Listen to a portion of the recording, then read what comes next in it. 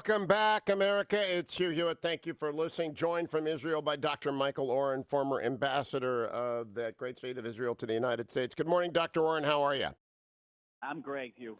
I received a letter yesterday from a retired general who said the American media does not understand the strategic significance of the death of Soleimani, that it has thrown Iran into chaos, that he was not only their second most important leader, he was the man playing multidimensional chess that no one else can understand what he was up to. It was all personal relationship based, and that they are in chaos. Agree or disagree? Agree.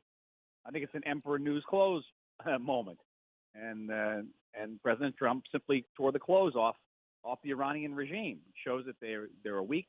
Shows that they were vulnerable. It shows that they were incompetent. They turned around and shot down a civilian airliner.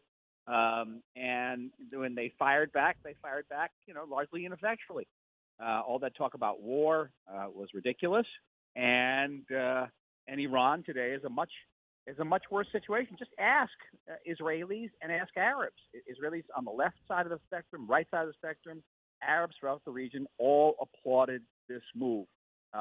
What was the downside? None of us can figure it out. Okay, now I do believe part of the equation that people haven't factored in yet, Iran's willingness to launch ballistic missiles from their territory onto the sovereign territory of another country, I believe increases the argument for a preemptive action against them should they near nuclear breakout, because they have demonstrated a willingness to do the predicate of that nuclear breakout being dangerous, which is put them onto ICBMs and send them somewhere. Do you agree with that assessment, Michael Oren?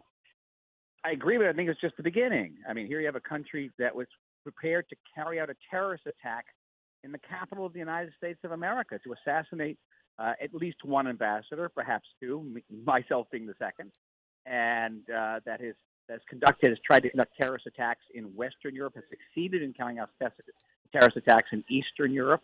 You don't, the ballistic missile can be Exhibit A, but it's only Exhibit A. The exhibits go up to Z, and I don't think you need much of a pretext if you're looking for an actual legitimate legal pretext for striking Iran. I think the rap sheet would go on for many, many pages.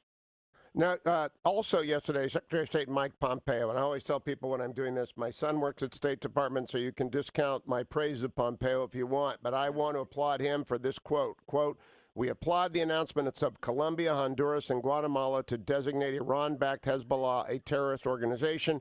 Pompeo continued, "It and other transnational terrorist groups remain active in the region. The U.S. continues to rally international support to counter these threats." How important is it that South America join the United States, Israel, and other Arab nations in the region to identify and isolate Hezbollah as well as Iran? Because I think it's just two sides of the same coin.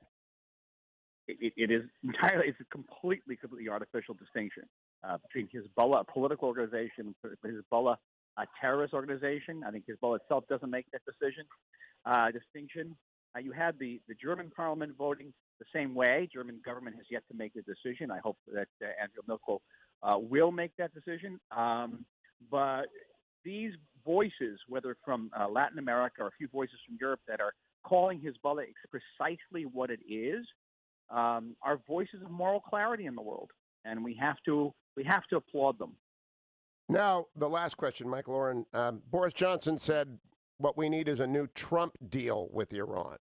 A Trump deal with Iran would be significantly different than the JCPOA. But do you think it's really possible? I don't believe the Islamic State really wants to deal with anyone, but what do you think?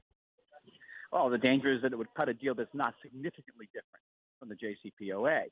And that would be a danger. And I've said on this program many times, this is why I believe that Israel should come out and state unequivocally what our expectations and interests are in such a deal, which would be an end to the nuclear program, an end to support for terror, an end from efforts to destroy us, the end of the ballistic missile system, coming clean on nuclear blueprints, all these lists. Will they do it? They aren't going to go quietly into that dark night, certainly. But we have to start making the case. Today we have the leaders from 49 states in Israel to commemorate the 75th anniversary of the liberation of Auschwitz. I think that Israel should be making the case saying, okay, you want to fight anti-Semitism, you want to put an end to the memory of that, you want to commemorate the Holocaust, how about not giving hundreds of billions of dollars to a regime that denies the Holocaust? that's trying to kill Good 6 point. million Jews in Israel today. How All about right, that? very quickly, the UAE has announced that they're screening passengers on China flights after the outbreak of the Wuhan coronavirus. Has Israel taken any steps like that yet, Dr. Oren? No, not yet. You expect them to be quickly? We got a problem with the Nile virus. Oh, you do? And Okay. Yeah, Nile virus and flu. Oh, Really, okay. yeah. Michael Least of our Oren, problems. always All a right. pleasure to talk to you. Thank you for clarity. Thank I you. always